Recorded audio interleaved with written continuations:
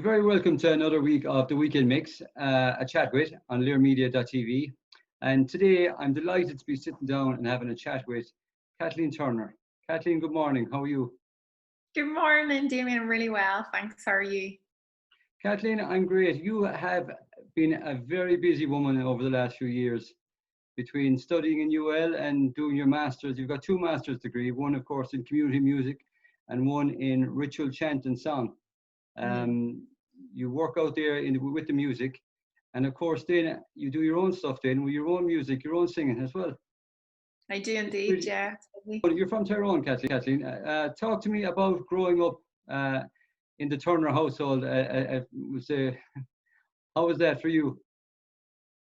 Yeah, great. I am from a small part of Tyrone called Chumry. I grew up on a dairy farm, and yeah, I mean it was a great way to grow up, just surrounded by green. I think me and my sisters have a really deep appreciation of land, you know, of the beauty of the land and how it needs to be cared for, and I think that comes from that. And space. God, I love space and quiet, and I think I definitely got that from growing up in that environment for sure. Oh, very good, very good. And growing up then in would say within your own family, was music a big part of your life, or was it something that you came on at a later point? Yeah, I mean, it was part of our lives socially. You know, we went to a small country primary school called Lack in Fermanagh, and that had a great singing tradition. Our principal taught lots of folk songs, you know, as part of the curriculum, and we also had lots of other subjects that were taught through song. And I think we just thought that was the norm at the time. It was only years later, you know, when I started going into schools as an adult myself to visit as part of my job, that I realised how unusual that was. So we got a brilliant start in that way.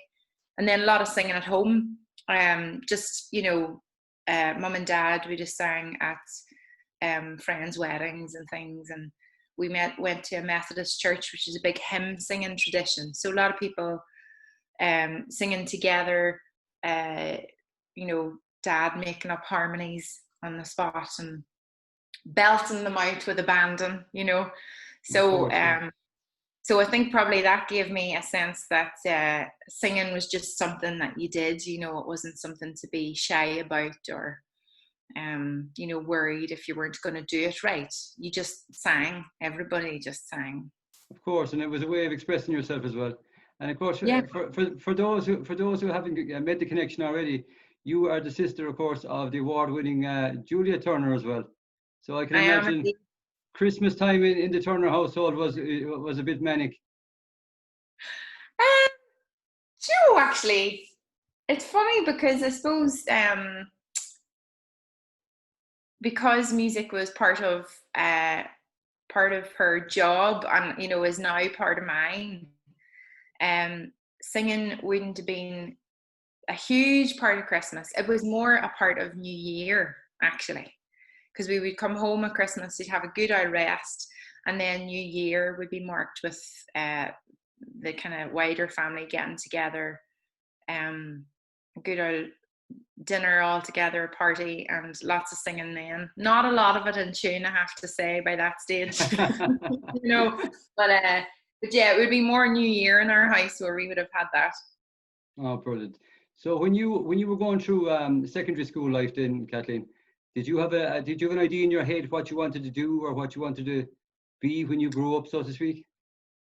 Not really. You know, it's funny that I think about this a lot, and I actually talk about it a lot in my teaching in community music, because there was a lot of things that happened formatively for me in music at the time, but I didn't realise that they were community music. And strangely enough, it would have happened in Limerick. I was part of a big youth choir to mark the 50th anniversary of the United Nations. And that was hosted in Limerick by a school, Art School Riche. And there were 350 of us from schools in Northern Ireland and the Republic who all came together to sing over a week. So that was pretty transformative and then I was later part of the Oma Community Youth Choir for a few years. And again, huge experience. But at the time, I didn't think that that would be part of my working life. I didn't actually have any aspirations for a career in music. It wasn't until much later, after I'd done my degree in English and politics. And then my sister Juliet sent me an email and said, you love community, you're passionate about community, and you love music. Why don't you just Google that and see what comes up? And I did. And then I discovered that it was a job. As a teenager, I hadn't a clue that the thing that I was doing as a hobby would, in fact, years later bring me back to what I'm doing now. Of course, of course.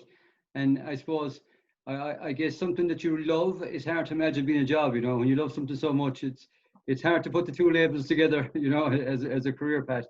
Coming down to Limerick then, Kathleen, what was the driving to come down to Limerick initially? It was the Irish World Academy brought me here. When I did that Google search and discovered community music, the first thing that came up was the Masters in Community Music at the Irish World Academy. And I thought I'll apply, but to be honest, I had no faith that I would get in, because all my experience of music was very informal. And so I went to the audition and the interview, which was with the wonderful Jean Downey and the founding director, the amazing Micheál O'Sullivan. And it was a gorgeous experience. And at the end of the interview, they said, "We'll see you in September." And I remember just floating out the door. I couldn't believe that was the beginning of things. And it really was. I was meant to only come for 1 year, and I'm still here. Gosh, it'll be 15 years in September, I think. Wow. I'm proper adopted Limerick now. I'm very proud of it. And something that you initially only wanted to stay for maybe, I suppose, 10, 12 months, just to get your degree out of the way.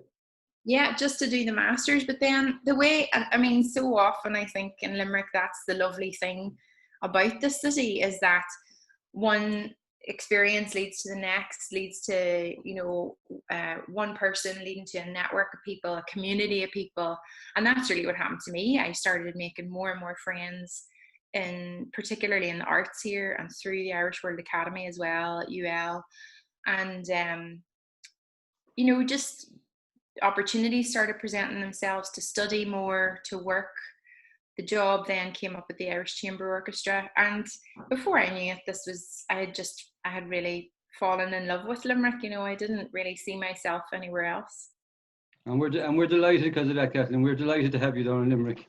Of course, Thank 2018, Kathleen, you were invited by the Irish Chamber Orchestra to pilot a program, Sing Out with Strings. Talk to me about that. That was a really special time. The ICO were looking for someone at the time to do a pilot project in community music, to work with a primary school they already had strong connections with. At the time, it was Galvone National School. And the idea was, we had one school term. I had 3 classes to work with, 4th, 5th and 6th, and to do something with music that would be, I suppose, the building blocks of connecting them to the orchestra. So I worked with the classes, and each of them wrote their own song, and then we arranged that for the orchestra. And then the full Irish Chamber Orchestra came into the school for 2 days. We had rehearsals, we had workshops, and then we had a big concert. And it was so special. Like, I have really vivid memories of that very first day when the orchestra came in, and the excitement with the kids, and the excitement with the musicians as well, of just having this really real, beautiful connection with a room full of excited children, the first time that they hear orchestral music in their own assembly hall, and then the project just grew from there. I was the manager with them until the end of 2014 for their community engagement manager, and Sing Out was a big part of that. But I'm so proud and delighted to see that project has continued, and Catherine Barnicat is the manager now, and they do brilliant work, and they're in 3 primary schools in Limerick now, and a number of secondary schools, And it's gone from that singing, initially the singing and songwriting. Now they have after school orchestra, choir, multiple ensembles. They have a trad song group with the brilliant Rosie from the Academy, and just, you know, fabulous musicians, fabulous kids, you know, young artists growing up around Limerick, and I just love it. I love it. And I also love it, you know, because it was a brilliant introduction for me to probably the most warm welcome I got, you know. Like I felt really welcomed by the university as a student there, but going out to work, no better welcome will you get than Limerick kids, you know. Limerick And kids. it must be very satisfying for you to give something back like that, to give your knowledge and your wealth of experience to kids, and to see them performed in at the end of it all. It must be very satisfying. It's, you know, it is a very satisfying thing. It's a real privilege, I think, to stand in front of a group of kids as they sing, and to see the experience register on their face, because I know what that feels like. You know, I had that as a young singer, and I could point out the exact point I was standing on the stage in the university concert hall when I was 13. I know exactly where I stood, and I know exactly how it felt.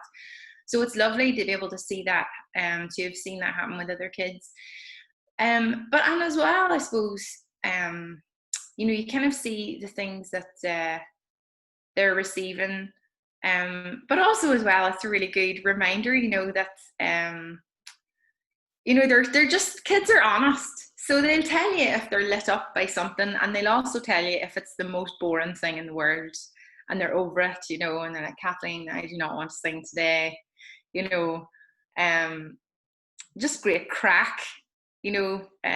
So I'd say I learned as much as I shared with kids, and I love my job now at the university, but I'd say one of the things I miss is working with kids, because the crack is brilliant.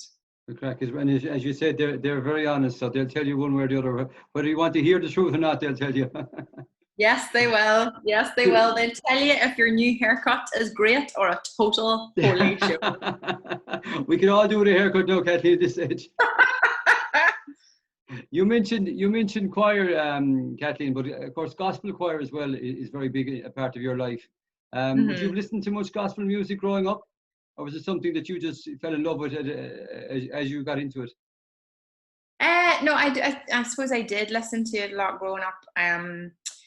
You know, particularly individual singers rather than choirs, especially. I remember my sister lending me, and she never got it back, her double gold CD collection of Aretha Franklin, and I could have sung every single one of those songs on those CDs into my hairbrush. Yeah. Just that sound, I just loved that sound. And then I suppose as I got older and I was part of choirs, I started listening to, you know, choirs from other traditions, and there was something particularly about the gospel sounds that I just thought it felt really honest, you know. The music was really full and really technically difficult, but at the same time it wasn't about that. It was about the soul of it. It was about the true, honest connection with what the words meant. And that really resonated with me. And I think that's something I've tried to bear in mind with all kinds of music that I make, you know, whatever tradition it is, or whatever way into it, that first and foremost, it needs to be about how it feels, you know. And of course, you've been a conductor with both Limerick and UL Gospel Choir Group. And was it in 2011 you got the honor of performing in front of the Dalai Lama when he came to Limerick? I mean, when you think of influential people or power people in the world, the first three would come to my mind would maybe the President of America, maybe not this president now, but the President of America. I'll not be singing for him, I can tell you that. A President of America, and maybe somebody like Nelson Mandela, and then the Dalai Lama would come into the top three, you know. And you got to perform in front of him. That must have been a hair-raising moment for you. It was very special, yeah. It was very special. I got to sing as part of an ensemble that I was singing in at the time. But I think for me, the more significant part was actually conducting, because as part of Sing Out with Strings at the time, I was asked by the university to put together a small project working with kids from a few schools in Limerick to write a song in his honour, and it was called Forgiveness is a Gift. And the kids wrote the lyrics, and we put that together with some music and arranged it for the orchestra and sang it. The children sang it with some students from the academy, and they also all wrote him letters. Wow. And drew him pictures, and those were bound in a book for him. And that was just really special, you know, to see how much that seemed to mean to him, and also, you know, for the kids and for the students, it was really special. That was lovely. Very nerve-wracking as well, because what you didn't see was, before the live broadcast went out, it had a very sing-alongable chorus, and I was asked to go out and teach the chorus to the audience. And there were 3,000 people in the audience that day. Oh, that was nerve-wracking, going out and with my little head mic teaching the audience that chorus. But yeah, it was a fabulous moment. I have a very special memory. Yeah. Oh, I can imagine. It must have been fantastic. You released your debut EP then in 2014. How was that for you? Do you know, it was a really lovely experience. I had turned 30 the year before, and I think I had thought, you know, oh well, my own music is something that I'll get to at some point. And then, you know, big birthdays, they kind of make you reflect. And I'd realized that was something that I just kept putting off, but I'd never actually got around to, and it wasn't going to magically happen. So I had a lot of brilliant people in my corner. Kathleen, who's a wonderful Limerick musician, extraordinary musician from a family of musicians, and he was really encouraging, and brought on a few other musicians on board, good friends, and recorded the EP in the ICO studio over a day and a half. Sean O'Graham, who produced the album actually recently, was the engineer who came down, and God, it was a mad 48 hours. We got it all done, but it felt really special, you know, to finally be putting some of my own music out into the world properly, you know. Exactly.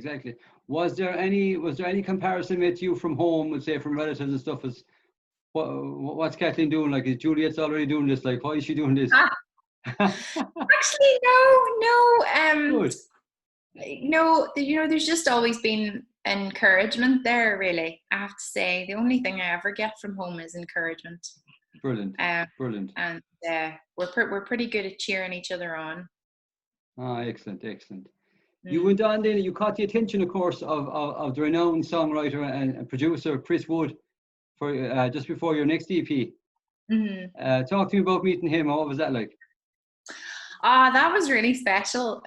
Chris is a pretty extraordinary musician. You know, I don't know how many awards he has under his belt at this point. And just a really stunning guitar player, beautiful songwriter.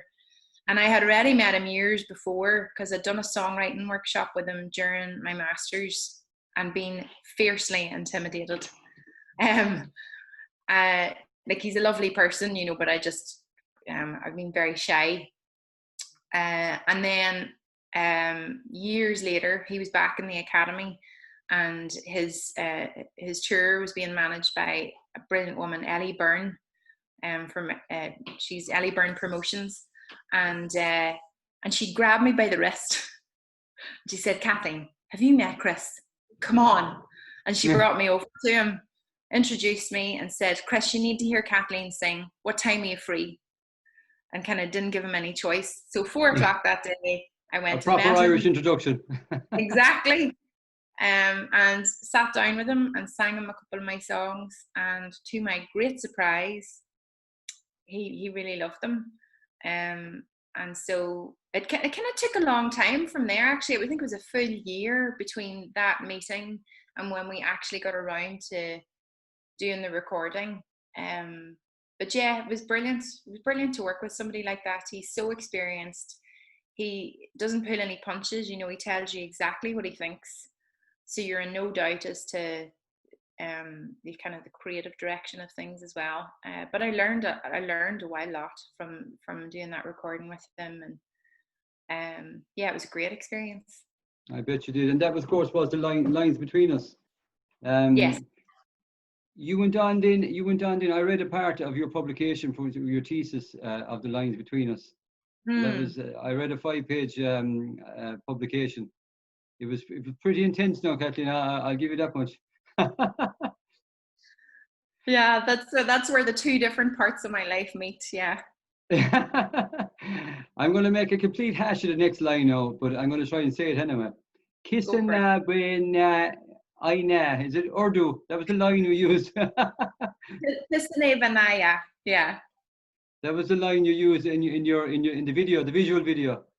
Yes. I thought that was brilliant to even watch that for the 5 minutes. It was fantastic to watch that. Oh, thank you. But it just showed how relaxed you were. It seemed there was you couldn't see the audience, but there was obviously an audience there was a crowd there in front of you.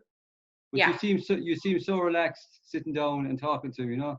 It was like you were just at home in the room on your own. Well, I'll give you a wee I'll let you in on a wee secret here. The reason why I talk to the audience, I mean, for that particular performance, story was a big part of what I was doing there. But storytelling has always actually been a part of whenever I sing for people or with people, because it takes my nerves right down a notch.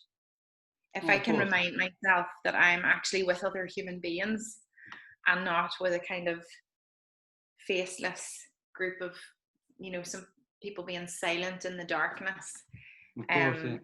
If I can remind myself I'm just with a group of other people, then I just calm down, and then we have the opportunity to connect. So I can always do that, really. Yeah. I suppose that meeting point between me as a singer and me as a community musician, they're all tied up together.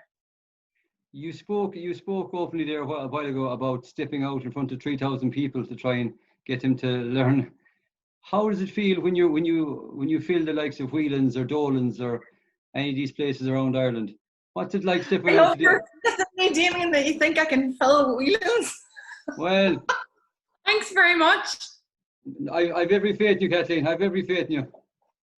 But even to step out in front of a packed house, what is that like? Have you still got the same nerves, or are you more relaxed now?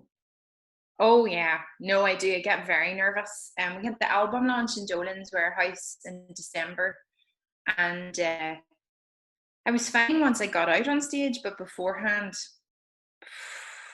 I was as nervous as I was for my PhD. Well, do you know something? No, I was there actually, and I saw you. I was, because embarrassingly, my dad went up to you and told you who he was, and that's my son Patrick. Oh, Patrick played Blinders that night. Yeah, he was I love great. the way you walked around. You kind of floated around the room while the other singers and stuff were on the stage, but you were just kind of floating around. You were interacting with people, and you were really calm, and you seemed really calm, and you were just kind of enjoying yourself. Oh, well, I may have seemed calm. I mean, I came into the back of the warehouse that night to watch, because everybody wanted to see Patrick, and you know, he's been releasing new music as King Palace, and it's so beautiful, you know. So I knew that would put me in good form, you know, just listening to him, and also as well, you know, he's so hilarious. So him and Steve Ryan interacting with the crowd and stuff, and just creating a lovely atmosphere, it did me good too, you know. But no, I was absolutely petrified, because I think, you know, you make something, you invest all of this time and energy and resources into making something, and then you get to that point and it's not yours anymore, you know. It's going out into the world, and you have to let it go. And that's no matter how, I suppose, no matter how good you think you have it in your head, you can't control how the audience reacts. Like, so you have to feed off the audience as well. yeah. But sure, then it's Dolan's, and what a gorgeous audience. God, you couldn't have knitted that audience. It was so lovely. People were so encouraging and had loads of friends in the audience, and then Dolan's is just a special place to play anyway. I think the Dolan family have created a particular atmosphere for musicians. People go there because they want to see a gig. Exactly, yeah. It's rare you would go to Dolan's for any kind of music and people talk through it. They're there because they're lovers of music, so it's just it's a lovely place to perform. Yeah. No, I think Mick and Valerie, they really nurture musicians in there as well, and they look after them, and which is fantastic for Limerick as well. They really have, yeah. What is the future for Kathleen Turner in Limerick? Well, I'm really busy at the moment, actually. I'm here. Well, this is my home. I have a home here now, and I'm working at the Irish World Academy still and loving it. It's really busy at the moment because the community music program, as all the programs had to, with the situation with COVID, had to move online. So I've been minding that and working with a brilliant group of students. I have to say, they're fabulous. So yeah, it's really super busy in terms of all of that. Probably once all of this calms down and we know what the lay of the land is, try and organize some more music towards the end of the year, hopefully with some of the musicians I worked with before, particularly Sean O'Graham, who's fabulous, and from Bioga, he produced the album. And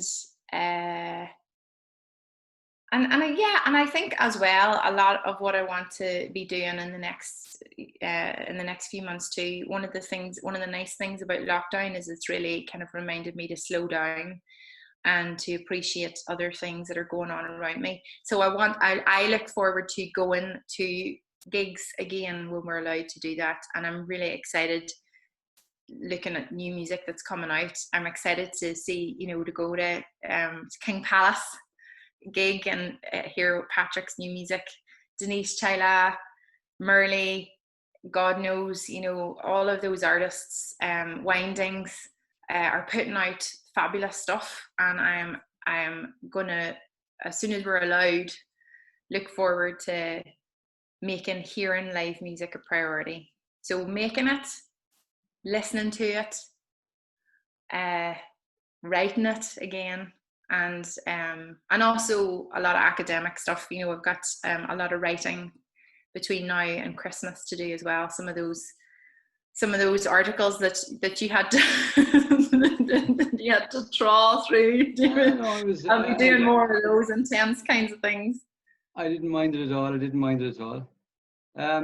One of my favorite songs that you sing is a song called Rosie. Oh yeah. Talk to me about that song. Where did the idea from that song come? I wrote that. A lot of songs kind of plug away at, and you figure them out, and they might take weeks. Rosie arrived all at once. The morning of the Brexit vote, I didn't have a vote because I've lived away, from the UK for so long. So I no longer had a vote, and I was just raging, about the way that the Brexit campaign had been run, and how so much of it had been about fear and just, pointing the finger and suspicion of people coming into the country and all of this. And I felt that was really hypocritical, considering how, we it was 5 minutes ago. It was we were migrating all over the world, and still do, actually. And so Rosie, I just wrote Rosie, thinking about what if it was your kid, who you were trying to save, what if it was you who had to get into a boat and flee? And that's where that song came from. I'm really intrigued it's your favourite. Yeah, it's a beautiful song. I really liked it. Yeah. Do you know why? Because often when I sing that song, people come up to me afterwards and go, oh, that was hard going. That really made me cry. I think that it's such a deep song, and the lyrics are so meaningful in it. Like, you know, you can really, I'm listening to me. All your songs come from your heart, but you can really feel that you're really bringing this up from your heart. That song, you know, it's a really I don't know, it's a really meaningful song, I think, and I really enjoy it. Maybe it's just me. Maybe it's around me. Well, it's funny actually, because I get very different reactions from people on the song, and I think particularly if people are parents, they seem to feel it a bit more deeply. Maybe that's it. That could be it. And I have 3 daughters as well, like, so maybe that. Yeah, that could be it indeed. Yeah. No, it's brilliant. If you had the chance to go back in time, Kathleen, and give advice to a 12-year-old Kathleen Turner, what would you tell her? That's a brilliant question. Can you ask me that again? I just want to take that in. So if you had the chance to go back in time, what advice would you give a 12-year-old Kathleen Turner?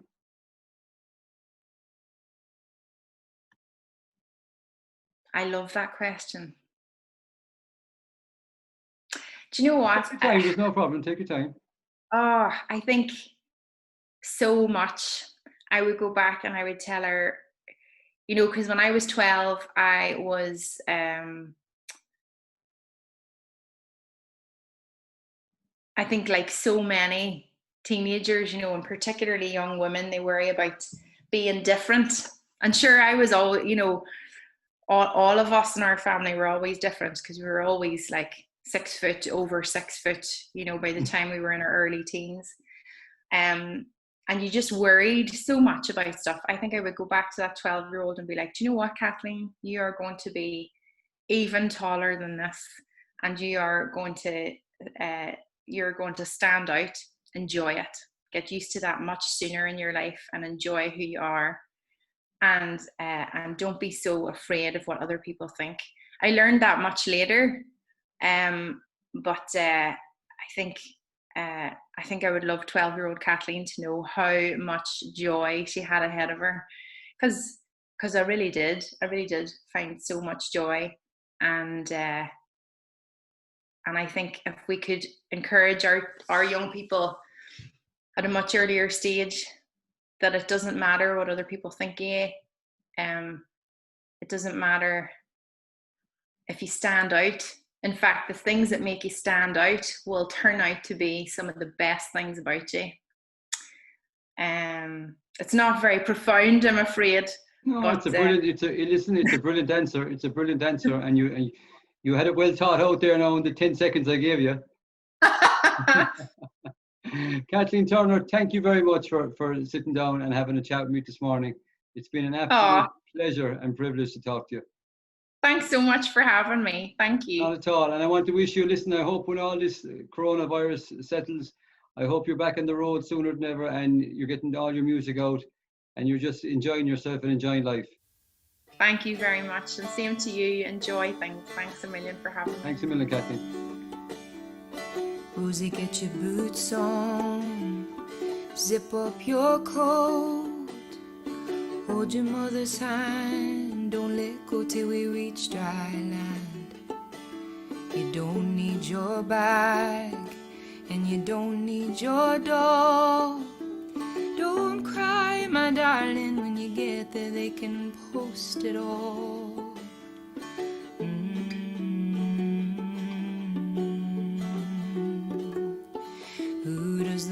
Toll for. It's not for you, it's not for me, it's for the fathers in the sea.